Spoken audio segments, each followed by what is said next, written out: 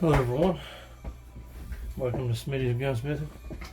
This is actually going to be my very first video on YouTube that I actually have posted. So we're going to be taking a look today into disassembling or reassembling the Smith and Wesson M&P 5.7 pistol. It is fairly new on the market. Just released not too long ago. First off, going to make sure it is empty. Nothing in the magazine, and your chamber is empty as well. Okay. I wanted to make this video to try to help out anyone who may have some questions about how to disassemble and reassemble this pistol. There's nothing online that I found. There's no exploded diagrams, no parts diagrams, no parts list, nothing. In fact, I guess you have to contact Smith and Wesson to try to get any replacement parts. So it's not a lot out there, so I figured I'd make this video to try to help someone. Part 1 is going to be the full disassembly. We're going to go into disassembling the entire pistol. And part 2 will be the reassembly. There are a few things in this gun that's tricky to do if you don't know what you're doing. My very first time taking this gun apart, I took it apart fairly easily. It took me about 4 to 5 hours to get it back together. Also, as we go through the video, we're going to discuss some things about the pistol, some likes, dislikes, and so forth. Start with, once you've made sure your gun is clear, you're going to take a punch. 16th works fine. Right here on the right hand side, this is your takedown pin. Flip the gun over, you're going to see a notch right here, a half circle notch. You need that to line up with your takedown pin on your left side. Flip the gun over, and it just pushes out. Make the takedown pin sit over out the way. Slide when I slide forward. Unlike Glock, you don't have to pull the trigger to get it to come off. Anything like that, it just slides right off. I'll set the frame aside for now. Take your recoil spring and guide rod assembly out. It's all captured. And you're going to slide out your barrel and barrel shroud. This uses a tempo rotating barrel system, so your barrel is actually inside of your barrel shroud. I'm sorry, I got it off camera there. Your barrel is actually inside the barrel shroud, and it rotates about third to a half a turn as it locks and unlocks. And this little notch right here. And this is your retaining lug. So you just rotate that barrel and it comes right out. And if you notice right here, you have your gas port. Don't ask me what this copper looking stuff is around the gas port here. It was on there from the factory when I got this. Doesn't clean off, it's not rust, so I can't speculate on what it is, but yeah, there's your barrel shroud. You got a threaded muzzle protector right here, because this does have a threaded muzzle. Or threaded barrel shroud, so you can attach a muzzle device. Notice mine is all scratched up. I don't care. I used pliers to take this apart initially, because as I started trying to unscrew this with my fingers were actually rubbing off the finish. I don't know what kind of finish Smith and Wesson used on their internal parts making this gun, but it's severely lacking in quality, unlike most of their previous models that I've been associated with. And this finish rusts and wears off very easily. And this thing is on here tight from the factory. Like, I think it was cemented in place. Had I known that ahead of time, I probably could have used a bit of heat and loosened up a little bit, but I actually had to lock this barrel shroud in a padded vise, put a cloth over this in several layers, and take some pliers and just turn it like a quarter turn at a time and keep repositioning the cloth. And eventually I just got tired of waiting and got impatient, so I took the pliers straight to it and just unscrewed it the rest of the way. I don't care, because I'm actually going to come back and refinish this, as well as some more parts within the gun that we'll discuss later in the video. Well, this just unscrews counterclockwise, typical muzzle device or muzzle cover or thread cover. Okay, next step in assembling your slide is going to be taking off your slide cover plate. This takes a 5/64 hex head Allen key or bit, whatever you want to use. I'm using Allen keys. There's nothing under here that can fly out or anything. It's not under spring pressure. So the screws aside, it just lifts straight off. You can get your fingernail up under it. Okay, and it's just a piece of plastic, nothing special. Once you got that off, you can see your firing pin safety, your firing pin block. I'm assuming that's what it's called. And you need this off to take all this out. Take you a punch, doesn't matter what size, as long as it's big enough to fit in there. And you just kind of want to pry up on your slide cover. And it'll pop out of place. It's not retained by anything, it just snaps in there. Okay, set that aside. Next, the trickier part. Take a small flathead screwdriver, and right up under, right where your firing pin's at, you'll see a little ledge right here. That is your firing pin block, and it has to be pushed down. And it's only going to push down so far usually. Sometimes it'll pop all the way out, but you just get something there, and you can push it down, and it come all the way out this time. And it just snaps out. And you notice it's kind of more rounded on one side and more U-shaped on the other. That index is in a certain spot right here at the top of your slide. Right there. Around, more rounded end goes this way, the U-shaped end goes this way. Well, I'm gonna set that aside. Next, don't take anything you want to use. And just gently grab your firing pin. And you want to take a punch and press down on your firing pin safety. And your firing pin will release and slide right out. Okay. Your spring usually will stay in there. It's nothing hard to get it out. Just take you a pick. There we go. And it'll pull right out. It's not retained by anything. Just a kind of a tight fit, so it doesn't typically want to fall out freely. I'm just going to slide that back over the firing pin, set it in my parts tray. So now, the only things left to take out is your extractor and your safety, firing pin block safety. This is the tricky part. If you can see, right up in there, there's a plunger right there. Well, actually right there. All the way down in the very bottom. It's hard to see on camera, but it's, you see a little shiny silver thing down there. That is a spring and plunger that retains your firing pin safety.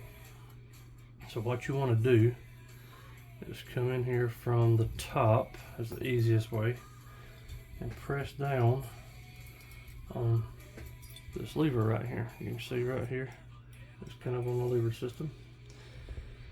And you got to find a sweet spot. Just press on that. It helps to turn the slide on its rear end, and just press on that. Wiggle it back and forth. Okay. And you'll see your plunger start to work its way out. Once it works its way out, just grab it with a pair of forceps. You can use pliers if you can get them in there, but it's kind of a tight fit. I prefer the forceps. Alright, and I'll pull out. There's a spring still in there. The spring is the difficult part. Take you an angle pick. Something you can get down in there with and just grab inside that spring. This is where you want to be careful. Because this spring goes through the hole in here. So what you want to do is kind of grab that spring, lay the slide on that side, and get you a punch where you can press on that lever. You can do it from the underside with this, but it doesn't work quite as good.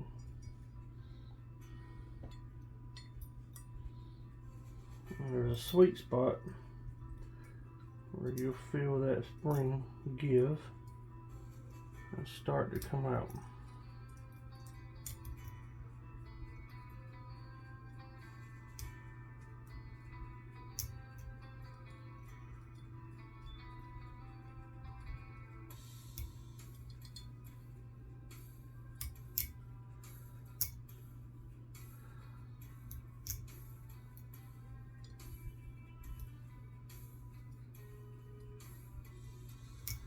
It's difficult to coax out of there.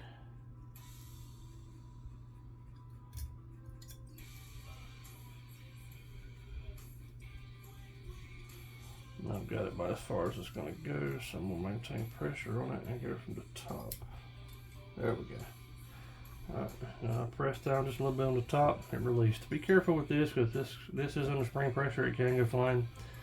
I actually forgot right then to keep my finger over it, but I had enough pressure on the pin to keep it from flying out. One end of this spring is smaller and it goes on a little notch on your detent. Lay it over here out of the way. And this is just plastic that's lifts straight up. And it's 2 pieces. There's your hole right here. That has to go, that spring and plunger has to go through to retain it. And you'll notice this has 2 sides. One has 2 notches. The other has 1 notch at the top and a big notch at the bottom. That is how you index this back in. And that just sticks in there, and that's what operates your safety, your firing pin block safety. It's a very cheap safety. It's made of plastic. I don't like it. But it is what it is. Okay, next it's going to be our extractor. 16th punch from the bottom. You'll see the little notch in the slide. Just pops right out. Alright, and your extractor come out to the front. You see there's no spring or nothing behind it. It's 2 leaves of it, and that actually applies the spring pressure to it. So I'm going to set this to the side. Now your slide is disassembled. Only thing left, if you want to take them out, there's no need to, is your rear sight and front sight. Just drift in left or right. The rear sight are retained by a 5/64 set screw that you have to unscrew first before you drift it out left or right. I do recommend a sight pusher for these, as they are in there pretty tight. And I forgot to show you because it fell over here, but there's your spring for your trigger safety, or your firing pin block safety rather. And it locates in the slide right here, and you'll see a hole down in there where it fits into. And I'll show you that when we put it back together. Okay, I'm just kind of organizing these parts in groups right here so that they all stay together. Okay, set the slide aside. Get some of this stuff out of my way. Okay, I'll move on to the frame. The frame is a little different. To take your frame apart, I'm going to start by taking out the front locking block. Then you're going to take a punch.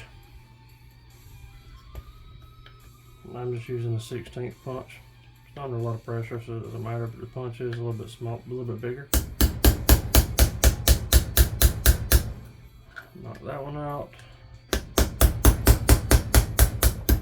Knock that one out. You may need a longer punch on that one here because it is kind of long. The starlet punches just aren't quite long enough to knock it all the way out. I don't want to drive it into the frame and open up that hole in. Lay those there in order. Alright, so now your locking block will just lift straight up. Alright. Then trigger is going to lift up. And it's just retained right here on this trigger bar, and you just push it out of the way and it comes out. That little notch right there goes into a hole right here on your trigger bar right there. All right, trigger return spring, just give it a slight turn and you pull it right out. On your locking block, you notice this fell out, and this is the other side of your takedown pin lever, and it just goes into your locking block like right in here and sits through the frame. So it's just going to fall out when you pull that locking block out. And you've got your slide stop spring right here that just lifts out. Okay, nothing to that. Here's the part you need to pay attention to. This is where things get different. Okay, I'm going to go ahead and drive this pin out for the rear sear housing.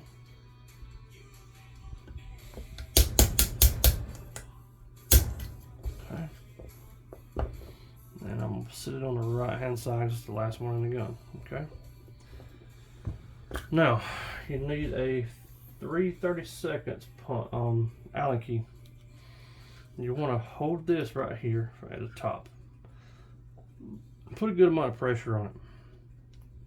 Come in here in the bottom, and you're going to insert your Allen key. And there's a notch, as you can see right here, in the back of the mag well. Okay, and there's a nut that retains your mainspring.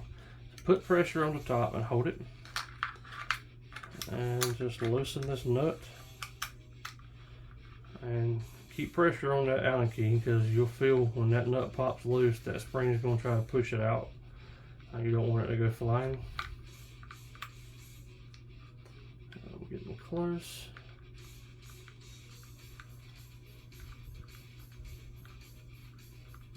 I thought I was anyway. There we go. Alright, you heard that pop? If you're not careful, it'll go flying. Turn the gun up, your mainspring, and your little nut will come out. And you see one end is threaded, the other end is hex head. Set those aside. Now, you want to be careful when you take this apart, because things can go flying. I'm going to grab it on both sides and hold it together and lift it straight out as one assembly. Set my frame aside. Set this down. Right here is your disconnector, trigger bar. And you see the trigger bar is indexed right here. I'll lift this up so you can see it better on the camera. Hopefully I can do that without everything falling apart. Okay. Disconnector, there's a spring right up underneath it, right in this little notch. Yeah, this notch on your trigger bar is what catches on that peg on your safety release bar. And there's a peg on the top of the disconnector that rides in this slot right here on your trigger bar. And the disconnector slides over this pin here, which also retains your sear. And you got a U-shaped notch that rides where the little arm of your sear root sticks out inside of the assembly. What you want to do is keep your finger over this and gently pry up on your disconnector so it clears that sear spring, or that sear pin rather. Alright, hold it so you don't send that spring right there flying. Set that to the side. Trigger bar just lifts off. Here is your notch that spring set into. That's your sear pin, your hammer pin, that's your sear arm. And this is your little arm right here that operates your firing pin block safety. Alright, so that just lifts off. See, it's got a hole in it. Index is on that notch. Set that aside. Alright, now I want to push out my hammer pin. That's your big pin at the front. Just pushes right out. Now your hammer will slide out the front. Your hammer strut is retained by a separate pin. It drives out as well. I'm not going to take that out as I need to. Your ejector slides straight out the front. And you see it's got a groove right there and a little lip right behind that side of the housing. It just slides in right behind this lip right there. Just slide it out the front. Now you got your sear and a spring way down in there up underneath that sear. So what you want to do is cover this top opening and the bottom opening to sit on your bench. Push your sear spring or your sear pin out. Okay, you'll hear it pop free. And that will fall right out. And this time the spring stayed, but there's your spring way down in there at the bottom. Hopefully you can see that. The light just right. Let's see if I do this a little bit better. The light's not working well, but it's way down in there. You'll see the indentation it goes in. It's just a little circle cut out in the bottom, and that's where that sits. Okay. If you want, you can take your magazine, catch out. I believe it's reversible if I remember right. Pretty sure it is. Yeah, it's reversible. And it operates fairly similar to a 1911. The instructions are in the manual for how to do that. I'm not going to take that apart. There's no need right now. But there you have it. Part 1 on how to completely disassemble the new Smith and Wesson M&P 5.7 pistol. Part 2 will be the full reassembly. Thank you for watching.